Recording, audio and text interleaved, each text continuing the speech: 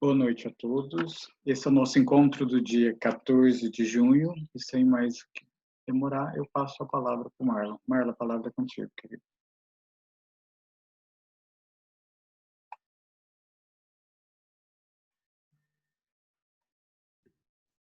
Boa noite, gente. Tudo bem com vocês? Primeiro, vocês me desculpem o horário, mas imagina a loucura que tá aqui, que é a sala, tá a cozinha junto, porque nós não temos cozinha por um período, e eu tô quase enlouquecido, que é o meu escritório, a sala e a cozinha, enquanto estamos fazendo algumas reformas. E aí eu me atrapalhei completamente no horário, não consegui me organizar antes, me desculpem. Então, nós tínhamos algumas perguntas antes de já retomarmos, que eu falei para o Fabrício da gente esperar, porque esse tema ia exigir um pouco mais das nossas elaborações, das nossas reflexões pela complexidade da discussão sobre o inconsciente, né? Eu não sei se alguém mais queria comentar alguma coisa, porque eu tinha mandado aqueles vídeos e eu disse para vocês, né, eu não imaginava a repercussão que ia ter no grupo, como isso de fato ia ecoar em vocês. E achei muito legal o retorno que vocês deram de como eu acho que tocou a maioria do grupo, né? Por conta dessa sintonia que a gente está, né? Mas eu acho que todo mundo colocou tantas coisas legais e deu tempo de pensar e sentir que eu tô achando que a gente não precisa de mais tempo. Mas se alguém quiser falar alguma coisa ou do que pensou ou em termos de conceitos daquilo que eu falei, porque pelo que eu entendi vocês estão conseguindo relacionar, né, aquilo que eu trouxe como experiência com toda a teoria que a gente está discutindo, né? Parece que vocês estão conseguindo ver a coisa funcionando na prática, o quanto que esse negócio do entrar, do reconhecer vai gerando conexão. Eu acho que fez sentido em termos teóricos também, além das questões emocionais. Eu acho que aquela experiência compartilhada fez sentido em termos teóricos para vocês, né? Mas se alguém quiser trazer alguma dúvida a partir daquelas colocações, alguma questão mais, a gente também pode discutir isso, né?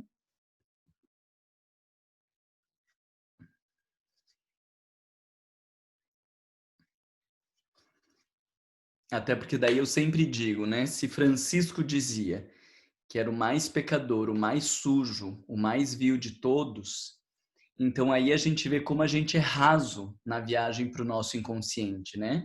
Porque ele está conseguindo enxergar coisas desse mundo que para nós são completamente inconscientes, né? É fácil a gente dizer assim, ai não, eu sou, imagina, eu sou inferior, eu sou bem pecador, eu sou bem isso e aquilo. É bem fácil, né? Nessa superficialidade.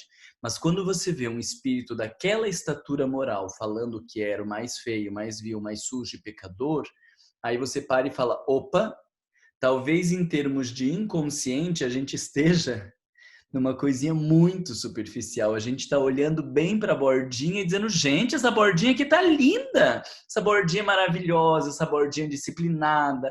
Nessa bordinha aqui, ó, eu só vejo coisa boa. Tem umas coisinhas feias, mas daqui a pouco a gente já consegue arrumar e vai ficar tudo ótimo, né? E aí, se você tiver coragem de afundar um pouco mais, você vai ver que era só a bordinha que estava bonita, né?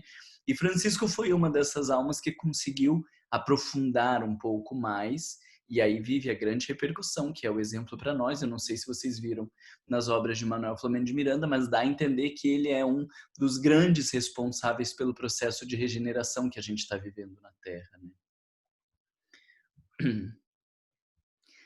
Nada a respeito disso.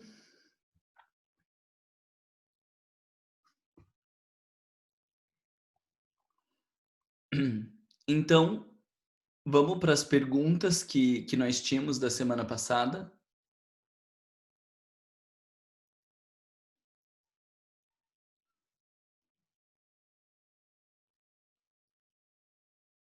Fabrício, quem que tinha feito as perguntas? Marlon, por enquanto não temos ninguém para fazer perguntas. Mas nós tínhamos de semana passada, né? Eu acho que eram 4 ou 5 que tinham falado e eu acabei te cortando para a gente fazer agora. Eu Hum, ainda tinha até falado para vocês, falei, manda agora a pergunta, porque na semana que vem nós ficamos tudo com cara de tacho lá perguntando. Quem que fez as perguntas? E não sabia. Eu até disse, manda agora as perguntas para ficar registrado, porque daí eu ou o Fabrício vemos isso. Eu não recebi nenhuma pergunta.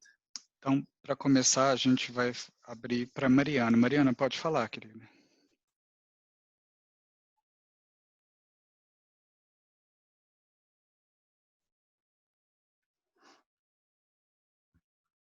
Consigo abrir. Abriu agora, Mariana. Ah, ok. A gente ouviu você dizendo não consigo abrir, bem na hora. Ah, tá. Na hora que eu escrever. Bom, em primeiro lugar, queria agradecer, né, fazer parte desse grupo.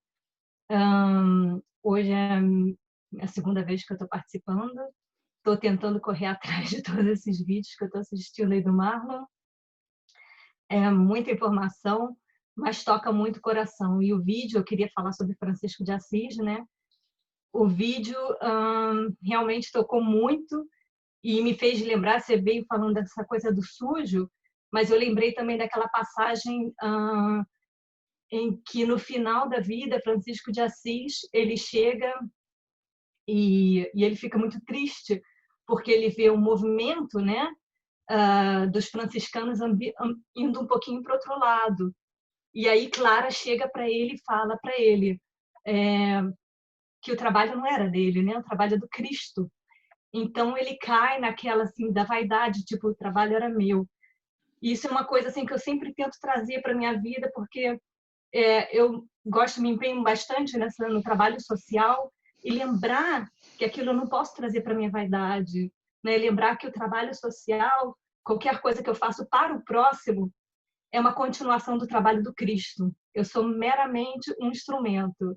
E essa coisa toda de Francisco de Assis na minha vida também sempre foi muito forte. Chegar aqui assim nesse grupo, escutar, né, assim, esse depoimento logo no início, né, seu Marlon do Francisco tocou muito, né? E eu sempre na minha vida tento trazer essa passagem da vida de Francisco, né, de abaixar, né, trazendo assim, essa coisa da vaidade para lembrar que o trabalho é do Cristo, não é meu. Uhum. Ok, legal, Mariana. Agora nós temos uma pergunta da Vânia que se diz o seguinte: entendo bem, então, que as nossas verdades ficam tentando sair do inconsciente para o consciente.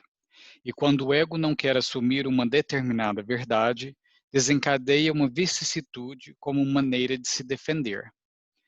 Quando o ego reconhece, então desencadeia uma virtude e se liberta daquilo?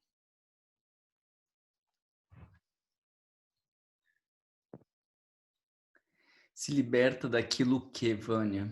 Tenta explicar aí melhor, porque eu não posso dizer se liberta se eu não entendi o que você está querendo propor que liberta aí. Se liberta... Eu estou falando, né, Fabrício? Sim, está, pode. Se liberta daquilo que estava causando aquele sentimento negativo, né? Se liberta daquilo que estava causando o comportamento que não era bom, tá? Então, se eu reconheço em mim o que é que causa aquilo, então aquilo se desfaz, porque eu entendi, e então eu me liberto daquela situação, mas eu sei que aquilo não deixa de existir. Isso eu já entendi, né? Continua existindo no meu consciente, eu só tenho consciência daquilo agora, né? Mas aí eu pensei, é certo dizer que então eu desenvolvo, porque tenho consciência agora sobre aquele ponto, eu desenvolvo uma virtude? Naturalmente. Então, vamos pegar esse ponto aí da Vânia para a gente tentar dar uma alinhada, assim. Se vocês não entenderem esse raciocínio, eu vou precisar daí explicar melhor. Então, nós temos duas questões aí, que agora a Vânia falando, eu pensei que talvez precise deixar bem claro. O inconsciente, vocês todos colocaram ali, ele é o repositório das nossas experiências. Estas experiências, elas são a minha verdade. Eu não sei se vocês também já tinham associado isso. Então, eu fui uma prostituta na encarnação passada, eu fui um rei, eu fui um ladrão, eu fui um criminoso, eu matei pessoas, eu salvei pessoas, eu fui pai, eu fui mãe, eu fui um bom filho, eu fui um péssimo filho. Tudo isso está no inconsciente, as milhares de reencarnações. As experiências que estão no inconsciente, elas são parte da minha verdade. Quando Jesus diz, conhecereis a verdade vos libertará, a gente está falando das verdades existenciais, mas ele também está falando das nossas verdades como indivíduo. Eu vou para um seminário de padres para tentar negar a minha sexualidade. Foi um vagabundo sexualmente falando na encarnação passada. Ou foi uma prostituta na encarnação passada. Não precisa prostituta, porque prostituta está na profissão, né? Fez e aconteceu na encarnação passada. Aí agora viveu um processo de culpa, de mal-estar, agora reencarna e não sabe como lidar com a sexualidade. Qual é a verdade desse sujeito? É que tem ali muito desejo de fazer sexo. Essa é uma verdade. Já está vindo de várias reencarnações fazendo sexo com a humanidade. Agora vem nessa reencarnação e porque traz uma consciência de culpa em relação à sexualidade, vai querer ir para um convento e negar a própria sexualidade. O que vai fazer? Vai dentro do seminário fazer sexo com padre, com freira, com criança, com tudo que aparecer pela frente. Esse padre ou esta freira, vivendo a angústia de estar fazendo sexo dentro da igreja, vai precisar ouvir Jesus. Conhecereis a verdade e a verdade vos libertará. Qual é a verdade a respeito daquele ser humano? Não cabe na igreja. Não é a vocação. Ele estava indo para a igreja para tentar negar a própria sexualidade. Vai para casa. Vai ter uma vida estável e fazer sexo todo dia. Com teu marido, com a esposa, se tiver tentando relação. Mas assim, ó, tem energia para fazer sexo todo dia. Vai para casa fazer sexo todo dia. Esse suposto padre, quando vai para casa fazer sexo todo dia, se liberta da compulsão sexual que tinha na igreja. Porque lá na igreja estava fechado na sua cela e suando horrores porque não queria fazer sexo, sofrendo até que caía na compulsão. Senhor, eu juro que eu não vou fazer mais, eu juro que eu não vou fazer mais, e caía na compulsão. Senhor, eu juro que eu não vou fazer mais, eu juro que eu não vou fazer mais, e caía na compulsão. Aí quando ele faz a compulsão, qual é o problema? Ele estava negando uma verdade. A verdade de que ele é um ser sexualizado e que não tem vocação para a igreja. Esta verdade está no inconsciente. E enquanto o ego está querendo não viver essa verdade, o inconsciente vai ficar bombando.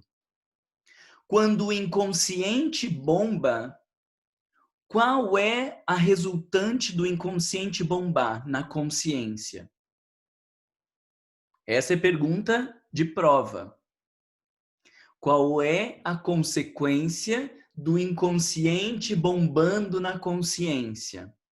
Então, se a gente pensar lá no cômodo, né, no quarto, ele batendo na porta, pum, pum, deixa eu entrar, deixa eu entrar. Como você sabe que o inconsciente está batendo na porta e pedindo para entrar? Qual é o nome na psicologia do inconsciente bombando? Neurose. Aí eu soli, eu sabia! Neurose ou transtorno mental.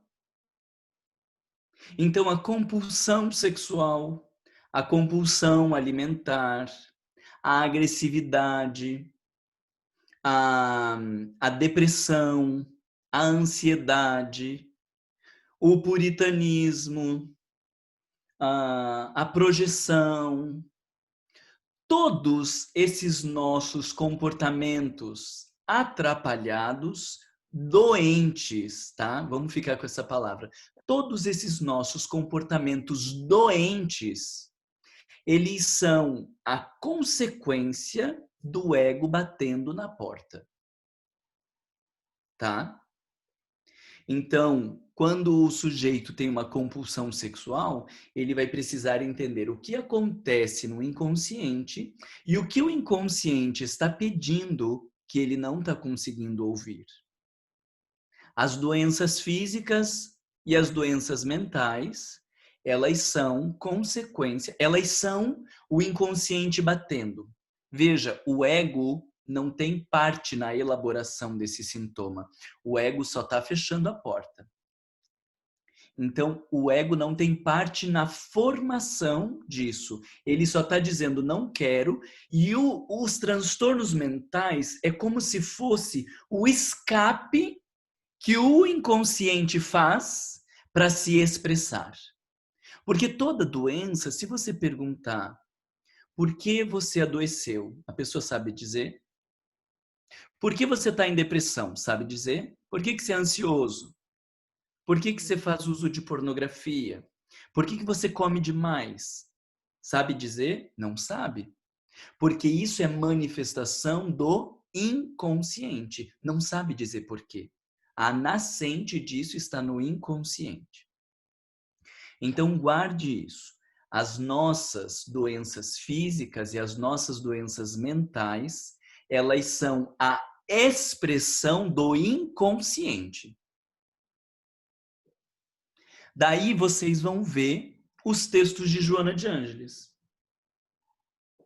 Não tenho nenhum aqui em português, não vou me ousar pegar os em inglês para ler para vocês.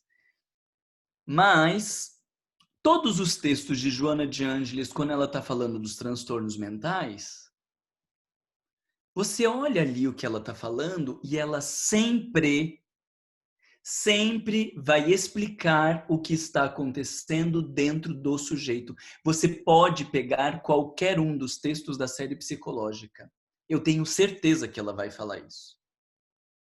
Dá um friozinho na barriga de eu estar dizendo isso, mas eu tenho certeza que se ela falar, aí esse texto não teve a conotação psicológica. Porque a psicologia é o estudo da alma. Então, o que quer dizer? Que o olhar psicológico é o que está acontecendo dentro do sujeito. Então, ela vai falar de raiva, ela vai falar de ressentimento, ela vai falar da drogadição, qualquer dos transtornos mentais, você vai ver Joana de Ângeles explicando o que está acontecendo no sujeito.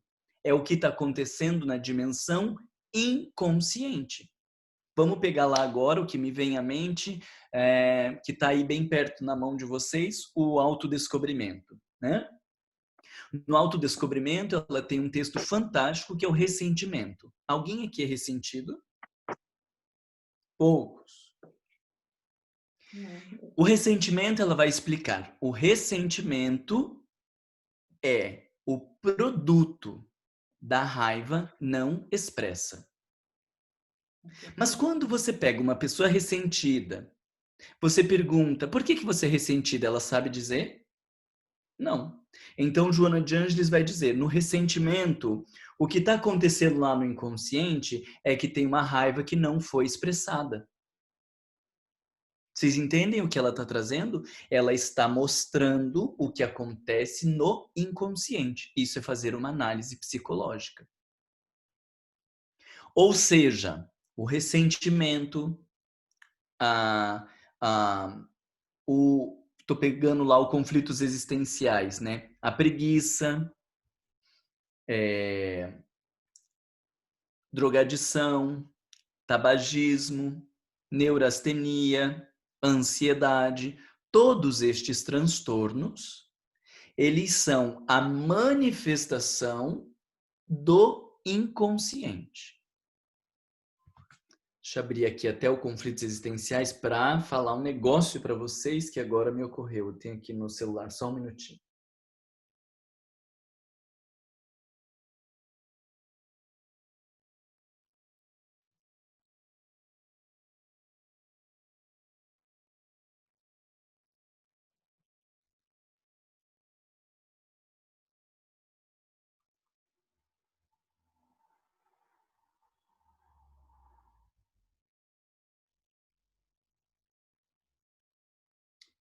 Pronto, dá para afirmar o que eu queria. De fato, a cabeça funcionou bem aqui. Olha o título do livro. Conflitos existenciais. O que são esses conflitos existenciais? A existência está te dizendo uma verdade. E o ego quer fingir que essa verdade não existe. Aí nós vamos ter um conflito. A gente está querendo ser quem a gente não é. A gente está querendo fazer aquilo que não cabe. E aí nós vamos ter um conflito. Olha quais são os temas: fugas psicológicas, preguiça, raiva, medo, ressentimento, culpa, ciúme, ansiedade, crueldade, violência, drogadição, tabagismo, alcoolismo, estresse, vazio existencial, fobias. É tudo da dimensão da patologia. Então guarda. Patologia é a expressão deslocada. Como que Freud usa o termo? Não é só deslocamento. O inconsciente se manifesta por deslocamento e condensação. Então, o inconsciente ele vai encontrando jeitos de se fazer mostrar. Porque o ego está querendo negar uma verdade. Uma verdade que está lá no inconsciente. O inconsciente não fica quieto. O inconsciente vai responder a esse ego. E a resposta do inconsciente ao ego, nós, na sociedade atual, chamamos das patologias. Chamamos das doenças físicas ou mentais. Esse ponto está claro para vocês? A única participação do ego nas patologias é porque ele quis negar uma verdade. Então, o inconsciente é como se ele fugisse, desviasse do ego e trouxesse para a consciência uma bomba. Dizendo, você está negando, olha aqui a palhaçada, o produto da palhaçada que você está fazendo. Isso são as patologias. Por isso, daí eu já falei isso para vocês, por isso, nesta nossa perspectiva, a gente vai olhar para as patologias muito diferente do olhar médico.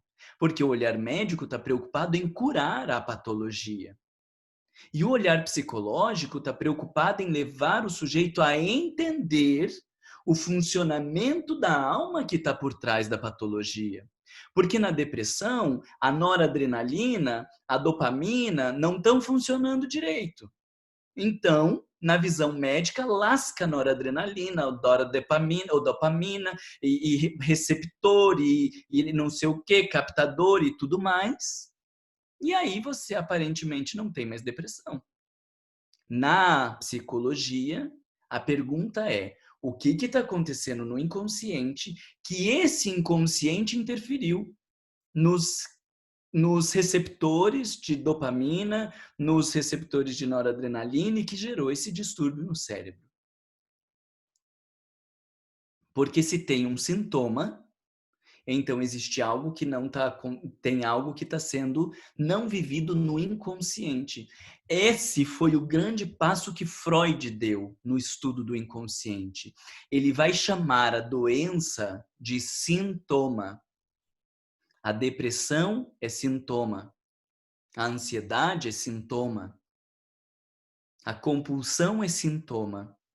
E ele tem um texto lindo para o pessoal que está estudando psicologia aí, ó, Nice, para depois ler de Freud. Não sei quem mais está estudando psicologia aqui, mas ele tem um texto lindo que se chama O Sentido do Sintoma.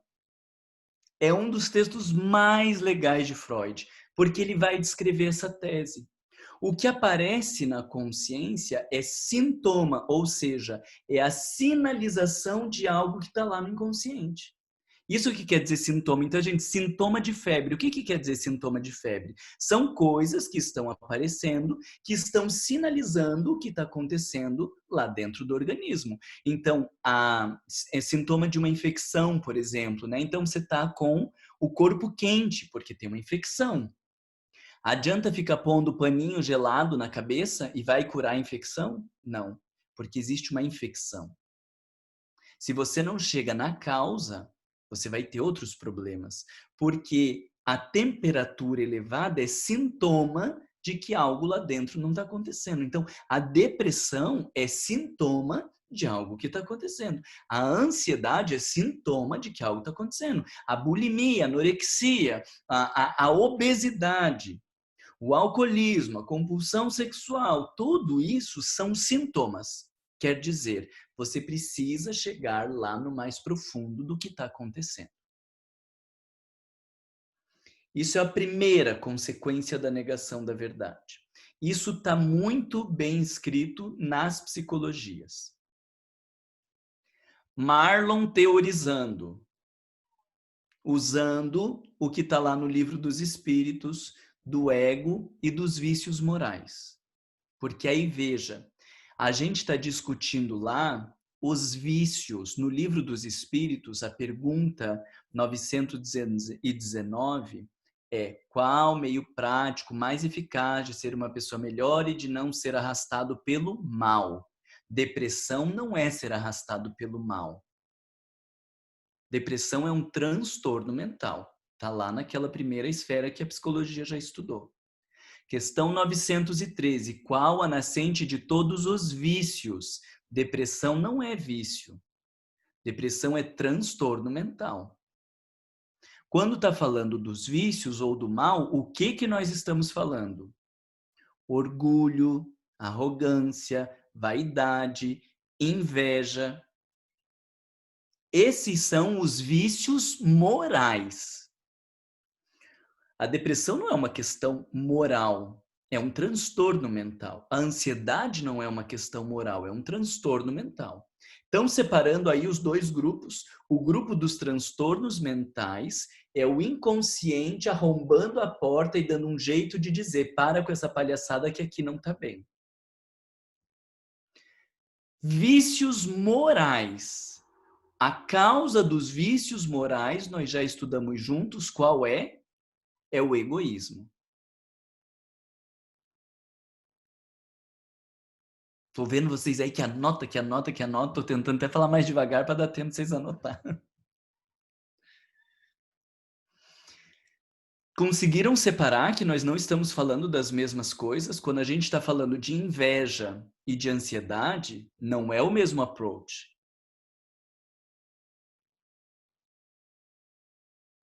Porque quando pergunta para uma pessoa sobre a inveja, ela sabe o que tem ali por trás da inveja. Ela queria o que o outro tem e ela não tem.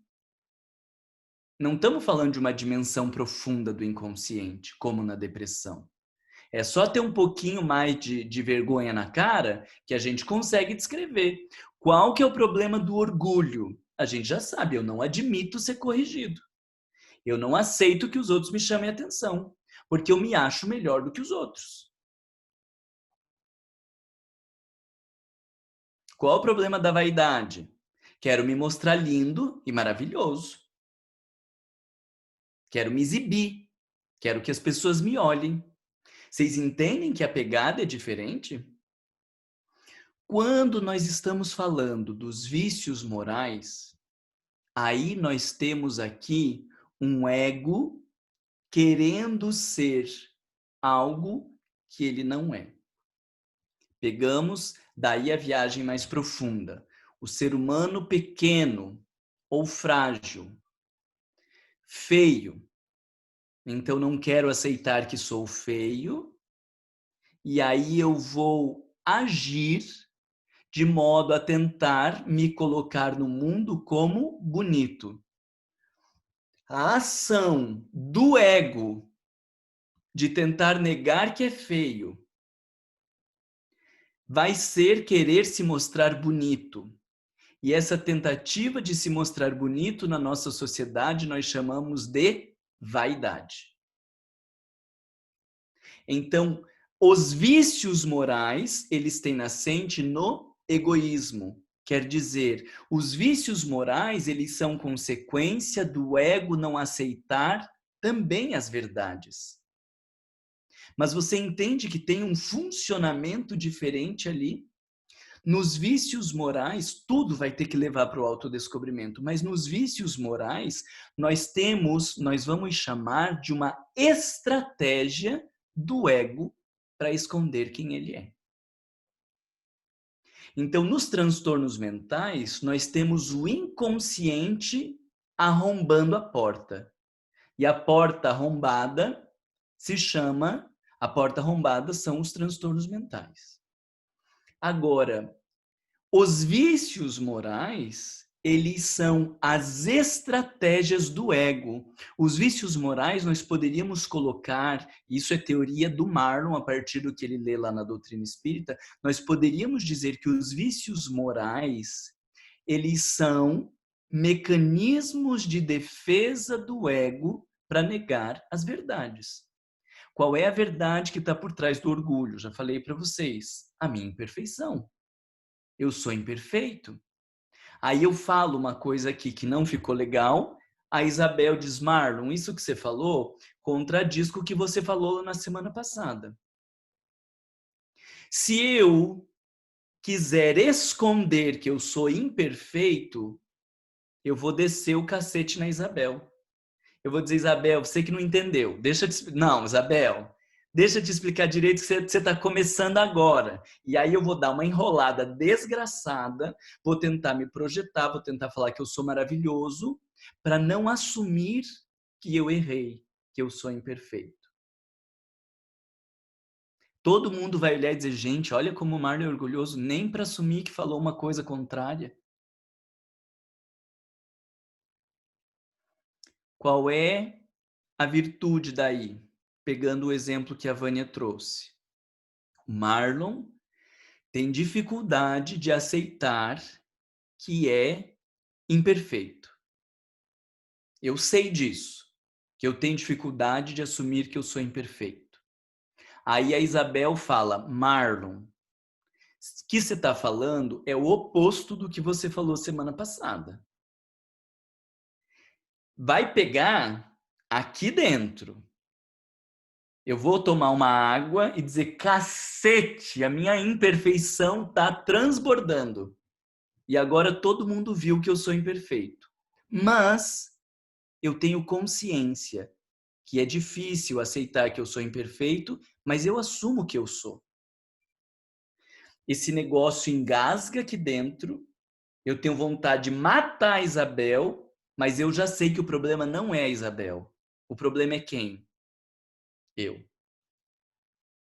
Então eu vou respirar fundo e dizer, Isabel, caramba, eu tô mais perdido então do que eu estava imaginando. Gente, vocês me desculpem, mas é que nessa de falar tanta coisa, eu acho que eu me atrapalhei. Vamos retomar então, Isabel, me fala o que foi anotado semana passada, para a gente ver se eu consigo sair desse enrosco ou se a gente fecha o grupo porque eu tô mais perdido do que cego em tiroteio.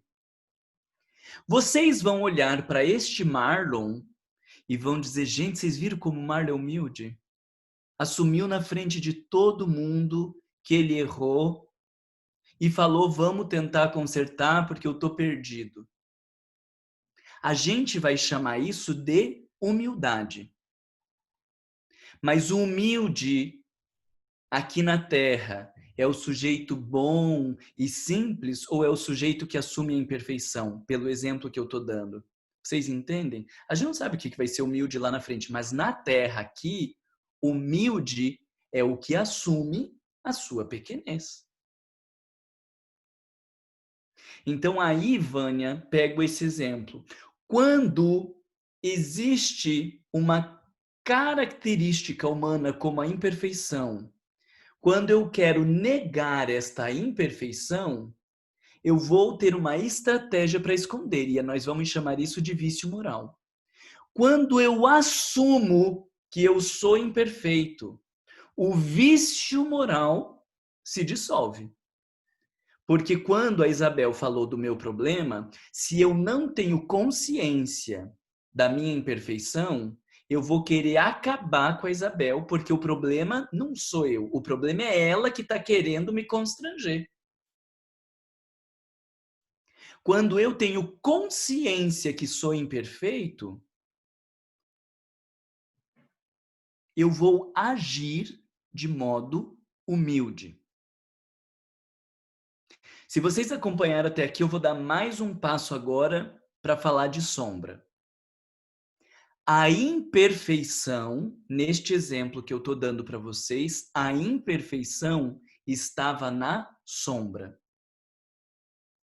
Então, poderíamos dizer que o Marlon tinha na sombra a imperfeição. Tá? Anote só agora para você já ir organizando o conceito de sombra. Jung vai definir sombra como aquilo que eu não tenho o desejo de ser. Sombra é aquilo que eu não tenho o desejo de ser.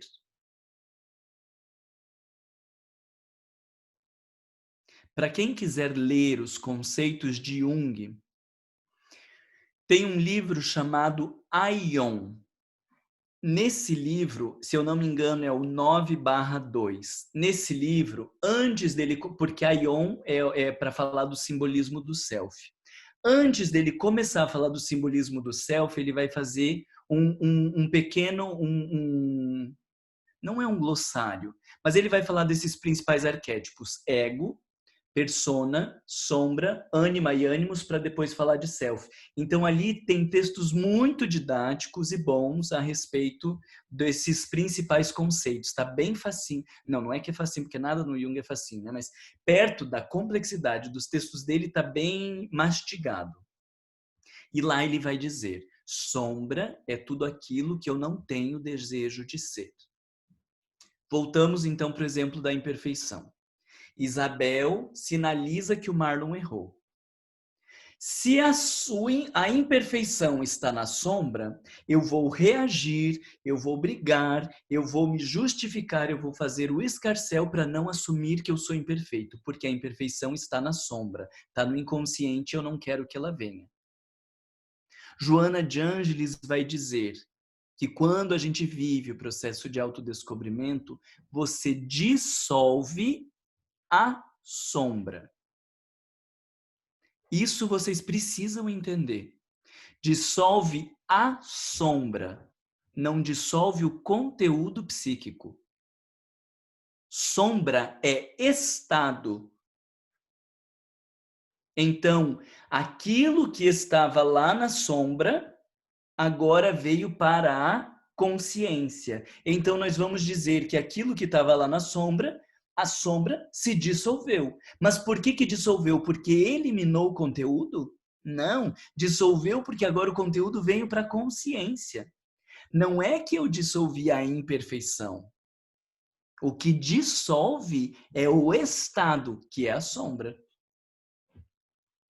Quando eu aceito que sou imperfeito, a minha imperfeição sai do estado sombrio para virar agora o estado consciente. Então, nós vamos dizer que dissolveu a sombra, mas não dissolveu a característica. Eu continuo sendo imperfeito. E se eu agora começo a olhar para a minha imperfeição e vou fazer uma outra estratégia para negar a minha imperfeição, o que vai acontecer de volta com a imperfeição? Volta ao estado de sombra. E a gente tá neste vem e volta muitas vezes. As pessoas estão dizendo: não, eu era vaidosa. Ai, antes de ser espírita, menina, eu era tão vaidosa, mas hoje eu já me trabalhei. O que quer dizer hoje eu já me trabalhei? Eu já dei um jeito de esconder esse negócio e entrouxar no meu inconsciente. Tudo vocês que vêm com hoje eu já trabalhei, tá? Faça uma lista de tudo que você já trabalhou e aí a gente já tá fazendo uma lista da tua sombra. Tudo aquilo que você acha que você trabalhou e que você não é mais, faça uma lista bem bonita, bem grande, que isso aí tudo já é a descrição da tua sombra, já tem uma introdução por onde começa a sombra. Porque sombra é tudo aquilo que eu não tenho o desejo de ser. Vocês conseguiram entender que são duas dimensões diferentes? Lá no transtorno mental, o funcionamento ele é praticamente o mesmo. Vamos para o caso da depressão. Na depressão, um dos exemplos comuns de depressão, um dos casos comuns de depressão é a culpa. Tá? Então, Joana, Isso está lá no livro Triunfo Pessoal, capítulo 6. Ela tem uma descrição de depressão muito boa. E ela vai dizer da culpa, ela vai dizer da insatisfação pelo que se é. Né? Eu não queria ser assim, eu queria ser diferente. Então, quando quem eu sou começa a aparecer na consciência, o ego fecha a porta e diz: eu não quero conversa, eu não sou assim, eu sou muito melhor do que isso, eu não sou isso. O que o inconsciente faz? Desvia do ego e consome toda a sua energia, consome toda a sua força, consome o seu bem-estar. E a gente vai dar o nome a isso de depressão. Quem consumiu a força foi o inconsciente, não foi o ego. Na ansiedade, tem fragilidades. Tem, né, muito comum na ansiedade, tem sexualidade. Tem agressividade. Já estou dando umas dicas aí para os ansiosos. Geralmente, na ansiedade, tem imperfeição, agressividade, sexualidade que eu quero esconder. Então, começa a aparecer a minha agressividade e o ego vai dizer, não, não sou assim. Fecha a porta para o diálogo com o inconsciente. Aí o inconsciente arromba a porta dizendo, você é. Qual é o jeito que ele consegue arrombar a porta e dizer, você é? Pela via da ansiedade. A ansiedade está sinalizando estas coisas que o ego tem medo de ser. Vocês estão entendendo que o funcionamento ele é parecido, mas nós vamos chamar os vícios morais de estratégias do ego para tentar esconder o que ele é. E os transtornos mentais como a reação do inconsciente à negação das atitudes egóicas. Do mesmo jeito, qual é o caminho para tudo isso? Autodescobrimento. Porque nos vícios morais eu estou fazendo estratégias para negar quem eu sou, e nos transtornos mentais eu estou fechando a porta para não assumir quem eu sou. No fim, o caminho é o mesmo do autodescobrimento.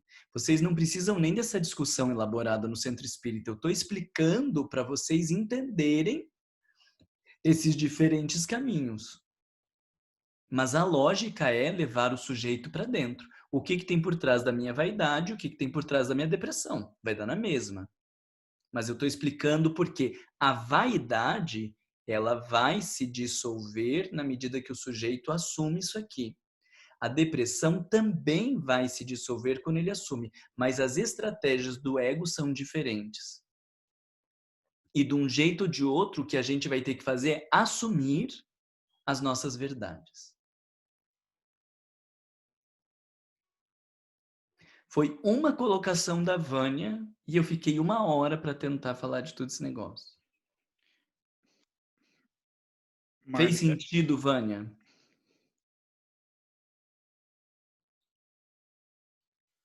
Fez sim, Marlon, obrigada. Entendi bem.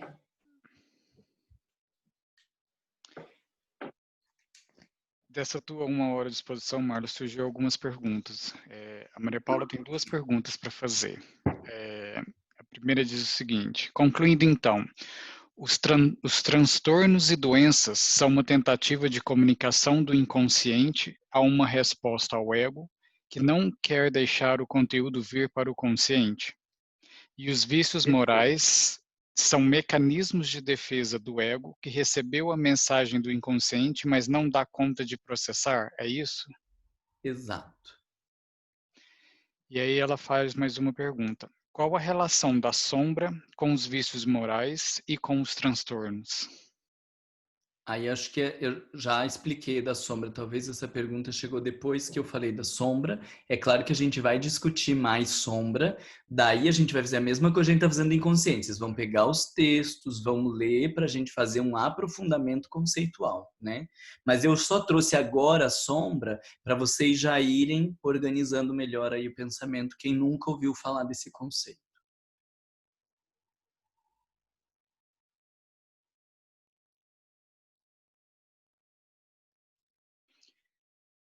Não mais pergunta, Marlon. Posso falar só uma coisinha dessa sombra, Marlon? Muito obrigada por ter respondido a pergunta. Em relação à sombra, ela é precursora, só para eu organizar o meu material escrito aqui, ela é precursora do transtorno ou ela acontece em paralelo? Tipo assim, tem que vir a sombra antes para eu desenvolver o transtorno e a doença, ou é tudo ao mesmo tempo? Não sei se eu estou sendo clara, é que esse É conceito... que vamos pensar assim, ó, deixa eu te explicar de outro jeito. Existe uma verdade que eu tô negando. Sim. Negar a verdade é sombra. Tá? Porque tudo aquilo que eu não quero ser é sombra. Tá. E a forma que o inconsciente tem de reagir a essa minha negação é pela via do sintoma, do transtorno mental. Então, primeiro eu tenho que negar. Primeiro tem que existir a sombra para depois... Existe o ego rejeitando a verdade. Por isso Sim. que a gente olha lá sempre essa coisa do egoísmo. Sempre vai ter um ego rejeitando uma verdade. Mas então, vai vir uma sombra primeiro, que depois vai ser expressa como um sintoma ou uma doença. Eu posso dizer que... Porque nós estamos, Maria Paula, a gente está negando muitas coisas que não necessariamente estão aparecendo pela via das doenças, né? A gente tem 500 mil conteúdos sombrios, mas os mais possantes arrombam a porta e se manifestam pela via de sintomas. Nem toda sombra vai virar doença ou sintoma. Nem toda sombra vai virar doença, mas toda doença tem um conteúdo sombrio por trás. Perfeito. E também nem toda sombra ela vai levar a um vício. Nem toda sombra vai levar a um vício. Perfeito. Exatamente. Agora eu entendi essa relação. Muito obrigada. Nem toda sombra vai levar a um vício. Só que por termos a certeza de que todo o transtorno mental tem por trás um elemento sombrio, é que a gente sempre, na ideia de tratamento, a gente vai tentar levar o sujeito a encontrar o que tem por trás. Eu vivi uma experiência fantástica lá no Centro Espírita em Curitiba. Não sei se eu falei já para vocês isso, que eu acabo tendo tanta atividade que eu já me perco às vezes. Mas aonde a gente estava, a gente tem um grupo de apoio ao tratamento da depressão, né? E a gente trabalha lá os textos de Joana sobre depressão, porque a gente já estudou que depressão é o principal pilar de prevenção do suicídio é o tratamento da depressão. Então a gente foi estudar sobre depressão. Mas como estudar sobre depressão é o Marlon dando aula de psicologia? Não, a gente estava estudando os textos de Joana sobre depressão. No estudo dos textos de Joana sobre depressão, de tempos em tempos a gente ouvia as pessoas falando: eu consegui descobrir mais coisas minhas a meu respeito aqui do que na minha terapia. É claro que a terapia está ajudando o sujeito, né? E no nosso grupo, é pré-requisito para estar lá no grupo de tratamento da depressão, estar em acompanhamento com psicólogo, com psiquiatra. Mas por que eu estou falando isso para vocês? Porque Joana vai trazer análises muito mais profundas a respeito do funcionamento inconsciente do sujeito do que qualquer livro de psicologia. Por quê? Porque ela tem os estudos da psicologia, mais a interpretação do espírito imortal reencarnado. Então, as interpretações que ela tem a trazer são mais profundas do que qualquer texto de psicologia. Ninguém consegue explicar sobre depressão com tanta síntese e com tanta profundidade como os textos dela. Ninguém chegou nas causas da depressão como ela descreve.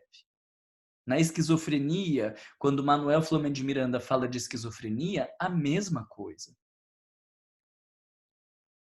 Então, olha o tesouro que a gente tem aí nas mãos. A gente tem uma capacidade de ajudar as pessoas a entrar em contato com o seu inconsciente que nenhuma abordagem psicológica ainda chegou nesse nível. É muita responsabilidade. E aí vou aproveitar e fazer um parênteses aqui e deixar para vocês a sugestão de assistirem uma live que eu fiz hoje de manhã, num dos programas, como que é o nome? Como Estudar o Espiritismo. Porque lá nesta live, foi hoje de manhã, eu fiz uma análise do capítulo 3 de O Livro dos Médiuns, que fala do método. Por quê? Porque aquele capítulo 3 que fala do método é o que muitas pessoas têm usado, inclusive a Federação Brasileira tem usado para dizer: quando alguém chega no centro espírita, tem que estudar os conceitos. Então, não importa se o teu filho cometeu suicídio, não importa se você cometeu aborto, não importa se um familiar morreu, você tem que ir para um estudo de conceitos. Isso aí, na maioria das vezes, é o ESD. Ou ir para um estudo do Livro dos Espíritos de ponta a ponta. Sei lá, qualquer desses programas. Eles são programas baseados em organização de conceitos. E usam o capítulo 3 do Livro dos Médiuns para fundamentar essa ideia. Porque lá Allan Kardec está dizendo: para quem quiser se apropriar destas ideias, é preciso estudar o que é o Espiritismo, o Livro dos Espíritos, o Livro dos Médiuns e Revista Espírita. Só que isso é uma interpretação equivocada. E aí eu fiz uma live com toda a análise do capítulo e a contextualização do capítulo que as pessoas desconsideram e usam. Allan Kardec falou: para quem quiser conhecer o Espiritismo tem que estudar essa ordem. Mentira, não foi isso que ele falou. Então, fiz uma análise bem detalhada do texto, passando por alguns parágrafos e explicando que não tem nada em Kardec dizendo por onde você tem que começar a estudar. Não existe em Kardec uma colocação dizendo por onde uma pessoa que perdeu um filho, uma pessoa em depressão, uma pessoa com problemas de obsessão, por onde ela tem que começar a estudar. Ele só fez uma lista de por onde você tem que começar a estudar quando você é um descrente, um materialista ou para fazer o prosélito, né? Que é essa coisa de convencer o outro. Se você deseja convencer o outro, ou se tem alguém que deseja acreditar no espírito porque não acredita, lá existe um método. É o método de fazer prosélitos. Não é o método de estudo da doutrina espírita. Ele deixa isso muito claro no texto. O método de fazer prosélito é estudar o que é o Espiritismo, o Livro dos Espíritos, o Livro dos Médiuns e Revista Espírita. É fantástica essa análise. Então, se você tem um marido que não acredita em doutrina espírita, não adianta você chegar e dizer: você tem que ir lá um dia na reunião mediúnica que daí você vai ver. Ele já disse isso. O fenômeno não convence as pessoas. E aí ele vai dizer: qual é o método para convencer as pessoas? Estudar primeiro. E para quem quiser estudar primeiro, é o que é o Espiritismo, o Livro dos Espíritos, o Livro dos Médiuns e Revista Espírita. Agora, as pessoas usaram disso para colocar como todos os estudos na casa espírita têm que passar por estas abordagens conceituais. Eu acredito que chegando uma pessoa com depressão, acredito, mas tem um monte de exemplos para provar que isso dá certo. Chega uma pessoa com depressão, o que vai ajudar essa pessoa no processo da depressão? Nós já entendemos que o que tem por trás da depressão precisa de autodescobrimento. E o que vai ajudar essa pessoa no processo de autodescobrimento? O estudo. Mas o estudo de que parte da doutrina espírita? Da parte da doutrina espírita referente ao problema dela. Chega alguém que cometeu aborto, o que essa pessoa precisa estudar na doutrina espírita? Precisa estudar sobre aborto. Ela vai estudar os conceitos doutrinários, mas os conceitos doutrinários que estão ligados ao problema que trouxe ela no centro espírita. Então, por trás dessa discussão do capítulo do método, a gente tem o meio de levar o estudo às pessoas. Agora estamos nós num centro espírita na Europa e queremos fazer uma discussão e um debate sobre para quem não acredita na imortalidade da alma. O que de melhor você tem na doutrina espírita para discutir com alguém que não acredita na imortalidade da alma? Segue a ordem que ele falou. Lá está o método. O que é o Espiritismo, Livro dos Espíritos, Livro dos Médiuns e Revista Espírita. Entenderam a diferença? Mas está lá na live daí. Já falei tudo, mas se você quiser aprofundar com as justificativas, está lá na live. Marlon, o capítulo 3 do Livro dos Médiuns, na parte 1, né? É só uma parte. Capítulo 3 do Livro dos Médiuns, é o capítulo inteiro. Nós temos duas perguntas da Paula. Ela diz o seguinte. A primeira diz: o ser que reflete e assume a imperfeição é o ego ou o espírito? Não dá para separar. Ego e espírito, nesse caso, é a mesma coisa. O ego, veja só, para vocês entenderem, a gente está dizendo que o espírito é a totalidade. E o ego vai ser a construção ou a expressão desta totalidade nesta encarnação. Não dá para separar ego de espírito. O ego é uma partezinha expressa nesta encarnação. Não, então, não dá para dizer o meu ego, porque o que eu estou falando aqui é o ego, e nem dá para falar o meu espírito, porque o que eu estou falando aqui é o espírito. Não é o meu espírito e nem o meu ego, sou eu. O eu é o ego e é o espírito. Mas quando o ego esquece do aspecto mais profundo e se identifica com as questões atuais, eu sou rico, eu sou lindo, eu sou inteligente, eu sou qualquer uma destas coisas que estão ligadas à condição atual, nós vamos dizer que é um ego que está adoecido, porque ele está se vendo apenas pela partezinha de fora. Ele está desconsiderando todas as verdades que estão lá dentro.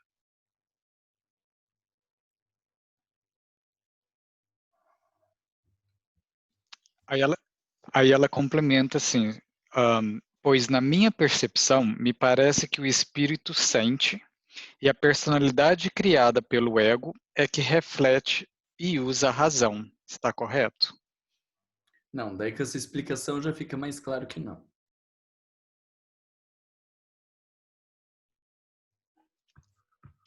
Não temos mais pergunta. Vocês acham que o conceito de inconsciente ficou claro para vocês? Talvez a gente tivesse ainda o ponto de discutir o inconsciente, enquanto também, não é reservatório, né? Mas enquanto parte do elemento divino. Porque olhando as respostas de vocês, a maioria colocou o inconsciente enquanto passado. E poucos de vocês colocaram o inconsciente enquanto futuro também. O inconsciente, ele tem a ver com as minhas experiências do passado, mas também no inconsciente está todo o germe do meu futuro. O germe do futuro também é um elemento que vai ficar bombando na gente. E quando a gente quiser negar essa verdade, ele também vai ficar bombando. Então, o indivíduo que quiser dizer, eu não vou evoluir, eu vou me acomodar, não quero nada com nada, vai o inconsciente dizer, a gente precisa evoluir, porque a lei de progresso é íncita no ser humano. Precisa evoluir, precisa evoluir. E o sujeito dizendo, eu não quero. Um indivíduo que não dê espaço para o seu elemento divino, que nega o seu processo evolutivo, ele vai começar a sentir o quê? Vazio existencial. Vazio existencial é o sintoma do sujeito negando as suas potencialidades.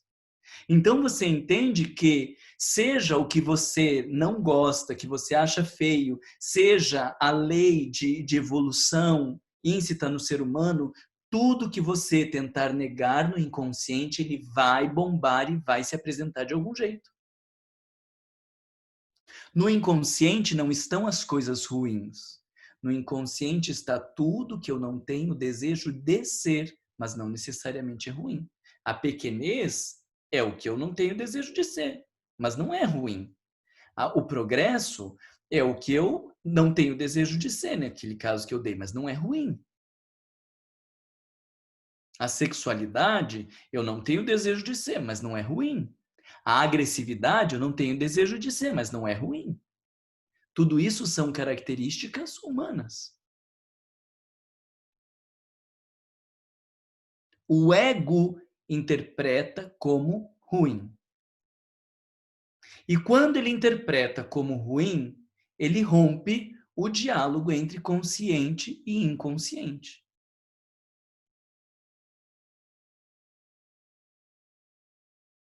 Aí olha que coisa linda o espiritismo falando do nosso nível evolutivo, que nós somos pessoas pequenas, que na escala dos mundos nós somos inferiores, que nós temos muitas limitações morais, que nós temos muitas fragilidades. Quando você está lá no centro espírita, estudando o capítulo 3 do Evangelho, falando da nossa pequenez, você nem sabe, mas ao estudar, muito bem estudado, esse capítulo 3, ou as partes do Livro dos Espíritos que falam da nossa inferioridade, você está favorecendo o diálogo entre consciente e inconsciente. Porque está diminuindo o nível de exigência, está dizendo para o sujeito, olha, você acha que tem um monte de coisas feias aí dentro, mas o que eu quero te dizer não é feio, é humano. É característica de mundos de provas e expiações. Não precisa ter medo, não precisa negar, não precisa rejeitar. Isso faz parte da gente. Quando você trabalha isso num grupo de estudo, isso é profundamente terapêutico porque você está favorecendo o diálogo entre consciente e inconsciente. E qual é o oposto? Quando você fica, nós temos que melhorar, nós somos espírita não isso, espírita não aquilo, tem que fazer caridade, a gente perdoa, espírita que é espírita ama. O que você está fazendo? Você está interferindo ou intensificando a resistência para não ter diálogo entre consciente e inconsciente. Porque tudo que tiver lá diferente do discurso, o sujeito vai rejeitar. Então, o discurso de evolução, quando ele não é bem orientado, ele intensifica a sombra. Quer que eu repita a frase? O discurso de evolução, quando ele não é bem orientado, ele intensifica as sombras.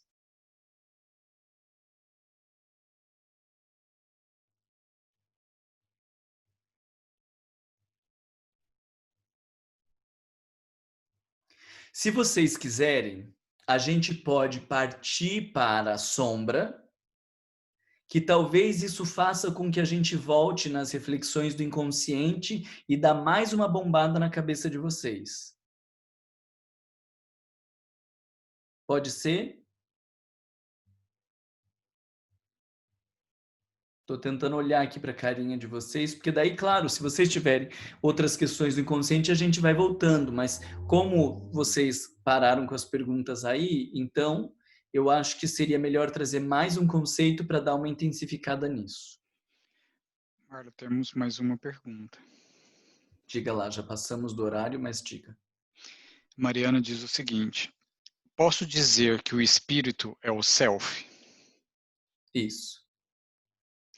Aí ela complementa dizendo, porque o self está no inconsciente, certo?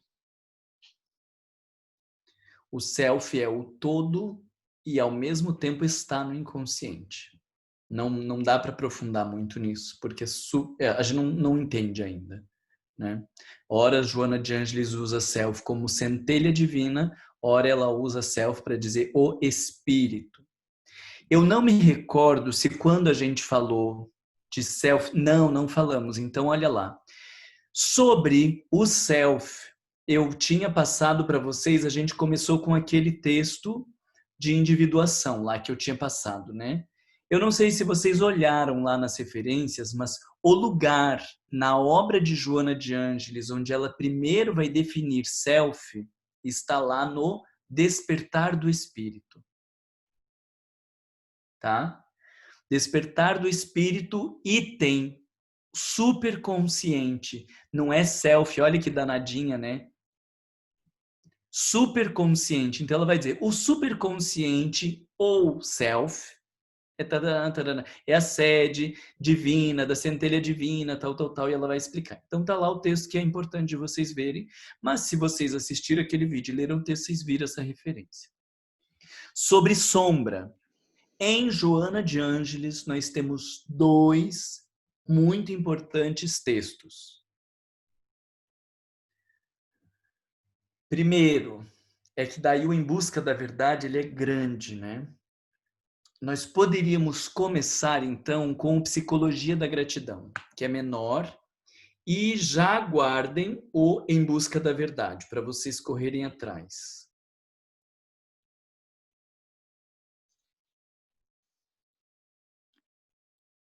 Olha lá. Busca da Verdade. Psicologia da Gratidão é capítulo 2. Deixa eu só ver se é o capítulo inteiro ou é só um item, que agora eu não lembro.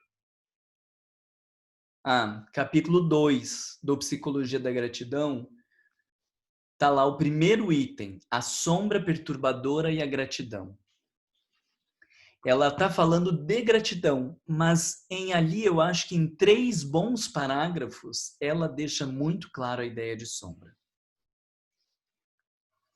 Vocês leiam esse texto para nós discutirmos semana que vem.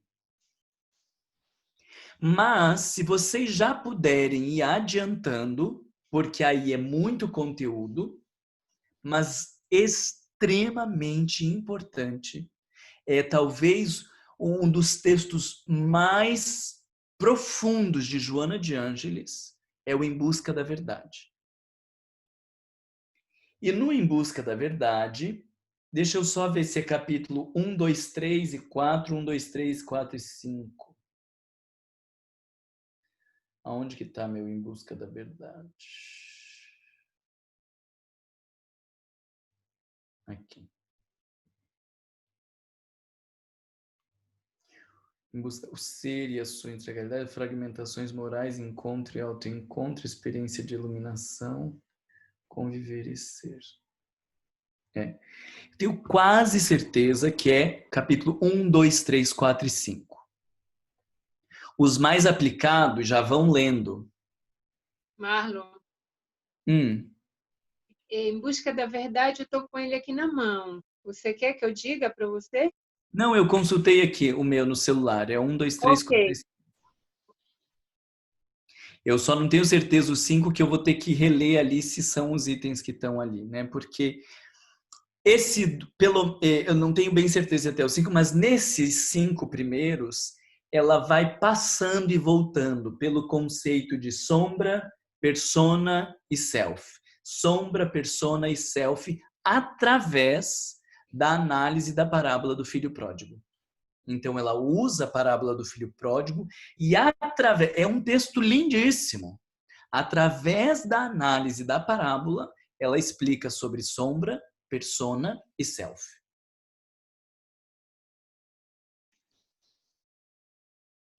Mas para a semana que vem, vamos ficar com Psicologia da Gratidão e já vou mandar lá no outro grupo os vídeos sobre sombra que estão lá no meu curso para vocês já irem assistindo e quebrando um pouco a cabeça em cima.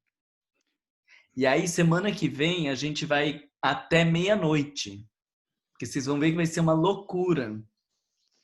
E a partir da meia-noite começa a dar um negócio assim, você vai se permitindo mais os contatos com a sombra, vocês vão ver. Quando tá todo mundo dormindo, quando tá no escuro, a gente se permite mais fácil, né? Tem uma colocação aqui e mais uma outra coisa.